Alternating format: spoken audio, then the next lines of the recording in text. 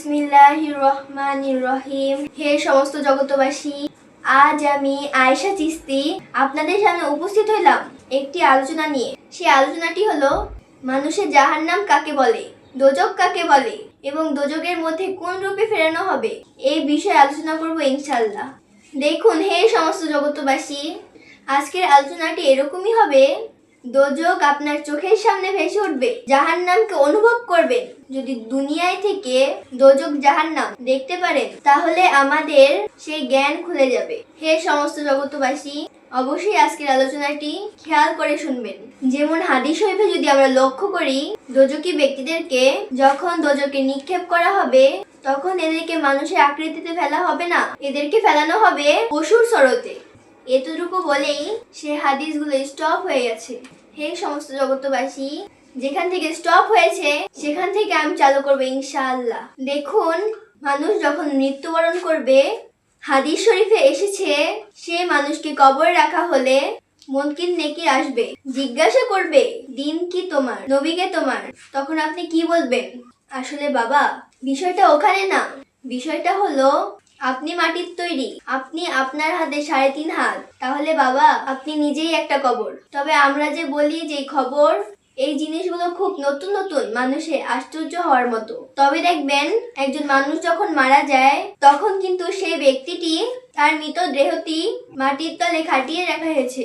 আর একটা বিষয় হলো, আজরাইল যেদিন মাটি আনতে গিয়েছিল সেদিন দেখা যায় কি, এই মাটির আরেক নাম হলো বসুমতী। এই বসুমতী বলেছিল, হে আজরাইল, আমার মাটি তুই নিবি না। তখন আজরাইল বলতেছে, মাটি নিলে কি হবে? তখন মাটি বলতেছে, আমার জায়গাটা গর্ত হয়ে যাবে। এই কথা বলার সাথে সাথে আজরাইল থাপা দিয়ে অতগুলো মাটি নিয়ে নিল। তখন মাটি বলতেছে, তুই আমার মাটি নিলি কেন? তুই আমাকে গর্ত করলি কেন? তখন বলতেছে, তোমার মাটি তোমাকে দিয়েই আবার পূর্ণ করা হবে। এই জন্য মানুষ মৃত্যুবরণ করলে তখন সেই মাটি খুঁড়ে সেই মাটিটাকে রেখে আসে, সেই দেহ নামে মাটিটাকে রেখে আসে। তখন কি হয়, যে মাটির কথা রাখা হয়েছে। আসলে বাবা এখানে কোনো সাদা নেই। আসলে মূল বিষয় কি, সেই পাপিষ্ঠ মানুষগুলো যখন মারা যায় তখন তাদের আত্মা কোনো প্রাণীর ভিতরে, বাঘ, ভাল্লুক, সিংহ, হরিণ, এদের ভিতরে ভরে দেওয়া হয়। খেয়ে না খেয়ে রোগাক্রান্ত হয়ে পড়ে থাকে। ভয়ঙ্কর প্রাণী সিংহ, বাঘ এদেরকে ছিঁড়ে ছিঁড়ে খায়, সেও একদিন মরে। আবার যাকে খেয়েছে সে তো মরলই, তাহলে তারাই দোজকি, তারাই জাহান্নামী। দেখবেন একটা জিনিস, যে মানুষটি মারা গেলে পরে সে যদি পৃথিবীতে ভয়ঙ্কর মানুষ হয়ে থাকে, মানুষ মারে, মানুষ কাটে, মানুষকে আত্মসাৎ করে খায়, মানুষের অভিশাপ পায়, তখনই সেই মানুষগুলো বন্য প্রাণীতে জন্ম নেয়। এক পশু আরেক পশুকে চাবিয়ে ছিঁড়ে ছিঁড়ে খায়। হে সমস্ত জগতবাসী, যদি হাদিস বলে থাকে মৃত্যুর পর মানুষকে জাহান্নামে নিক্ষেপ করলে সেই পশুরূপে ফেলানো হবে, আপনারা কি কথার মিল করেছেন? কিন্তু এটি আমাদের অবশ্যই বুঝতে হবে। আল্লাহকে চিনবো বুঝবো কিভাবে?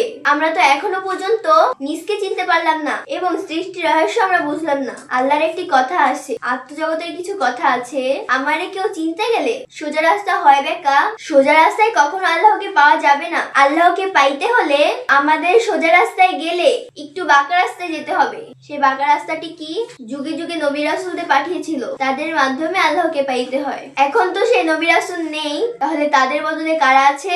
কামেল মুর্শিদ ওলিয়া উলিয়ারা আছে। হে সমস্ত জগতবাসী, আজকে আলোচনার মধ্যে আমি একটা জিনিস বলেছিলাম যে দোজক ও জাহান্নাম দেখবেন, বুঝবেন। তাহলে আপনাদেরকে কিছুটা ইঙ্গিত করা হয়েছে যে মানুষের আত্মাটা সেই পশুর মধ্যে ঢুকিয়ে দেওয়া হয় তার স্বভাব অনুসারে। দেখবেন কিছু মানুষ আছে কুকুরের মতন ঘেউ ঘেউ করে, মানুষের ক্ষতি করে, কুটনামি করে। তখন জিনিসটা কি হয়? তখন দেখা যায় সেই মানুষটা মৃত্যুর পরে যে কুকুর হয়ে জন্মায়। দেখবেন কুকুর মানুষ দেখলেই ঘেউ ঘেউ করতে থাকে। তাহলে বোঝা গেল যে ছোট একটি কাহিনী এই ফাঁকে বলে ফেলবো, আল্লাহ কি বলেছে, অলি আউলিয়ার যারা আছে তারা আমার বন্ধু, তোমরা আমার অলিদের সাথে বেয়াদবি করো না। যদি তোমরা আমার অলির সাথে বেয়াদবি করো, সেই বেয়াদবি তোমরা আমার সাথে করলা। তো এখন যেটি বলবো, কখনো কখনো অলি আউলিয়ার মুখে আল্লাহ নিজে কথা বলে। যেমন একবার একটা ঘটনা ঘটেছিল, সে আউলিয়া রাস্তার কোণে বসে আছে, কিছু লোকজন তার কাছে যাইয়া তাকে ব্যঙ্গ করছে, তাকে আকথা কুকথা বলতেছিল।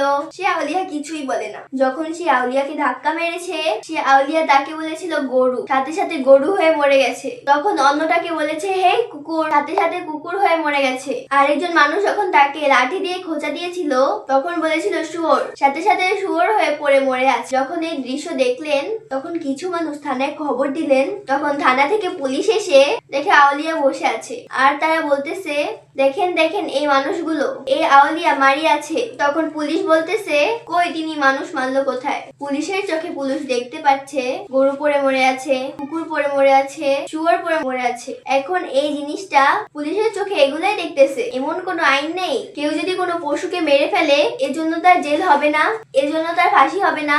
তবে পুলিশ তো দেখতেছে পশু মরে আছে। তাই বলবো হে সমস্ত জগতবাসী, সাবধান। যদি এরকম বেয়াদবি কেউ জেনে শুনে করে ফেলেন তাহলে এই পশু স্বরূপ নিতে হবে মৃত্যুর পরে। দেখবেন দোকানের ধারে ধারে কুকুরগুলো ঘুরে ফিরে না খাইয়া থাকে পড়ে। দোকানে গিয়া যখন চাই রুটি দেরে তখন কিন্তু গরম পানি ছিটাইয়া মারে, ঘেউ ঘেউ করতে করতে পালায়। আসলে কিন্তু সে 2 দিন ধরে কিচ্ছু খায় না। এই কুকুরের দিকে কেউ তাকায় না। আরো একটি কুকুর দেখা যায় গাড়ির চাকার তলে পড়ে তার পাউটা এরকম ঝুলতেছিল। অন্য কুকুর এসে তাকে ডেঙ্গে চলে গেল, তাকে সাহায্য করলো না, আর করতেও পারবে না। এরকম কোনো ব্যবস্থা আল্লাহ রাখে নাই। তাই বলবো হে সমস্ত জগতবাসী, এরাই জাহান্নামী আর মানব জীবনটাই বেহেশত জান্নাত। তা কি করে? আপনি যদি গাড়ির তলে পড়েন বা ধাক্কা খেয়ে সাইডে পড়ে থাকেন, যে কোনো অপরিচিত মানুষ যদি আপনাকে দেখে হয় মেডিকেলে পৌঁছাবে আর না হয় বাড়িতে পৌঁছাবে, একটা কিছু করবে। কিন্তু পশু কিন্তু পশুকে এই সাহায্য করতে পারে না। তাহলে বুঝে নিবেন পশু জন্মটাই দোজক, পশু জন্মটাই জাহান্নামী। হে সমস্ত জগতবাসী, রাতের গভীরে যখন আপনারা এরকম ধ্যানে বসে যাবেন আর যখন ভাববেন, চোখের পানিগুলো ছাড়বেন, হে আল্লাহ মৃত্যুর পরে এই পশু জন্ম থেকে তুমি রক্ষা করিও আল্লাহ। এই পৃথিবীতে যতদিন বাঁচি তোমার কর্ম আমল করাইয়া নিও। হে সমস্ত জগতবাসী, এই কথাগুলো ভাবতে গেলে কিভাবে খারাপ করব? হে সমস্ত জগতবাসী, আজকে এই আলোচনাগুলো আমার অন্তরের অন্তঃস্থল থেকে করলাম। যদি আমার এই কথাগুলো কেউ বিশ্বাস করেন অবশ্যই মানার চেষ্টা করবেন, অবশ্যই আল্লাহ একদিন জান্নাত দান করবেন। আজকে এই আলোচনা যদি আপনাদের কাছে ভালো লেগে থাকে, আপনাদের কাছে একটা ছোট্ট অনুরোধ করব, এই পৃথিবীতে এখন তো নবীরা নেই, তাদের খতম হয়ে গেছে। এখন পৃথিবীতে অলি আউলিয়া, পীর, মুর্শিদ, এদেরকে আল্লাহ পাঠিয়েছে। এদের মাধ্যমে আল্লাহ আমাদেরকে আপন করে নেবে। এছাড়া কিন্তু আমাদের কোনো উপায় নেই। হে সমস্ত জগতবাসী, আমাদের চ্যানেলটিকে সাবস্ক্রাইব করে নেবেন। সকলেই ভালো থাকবেন। আল্লাহ হাফিজ।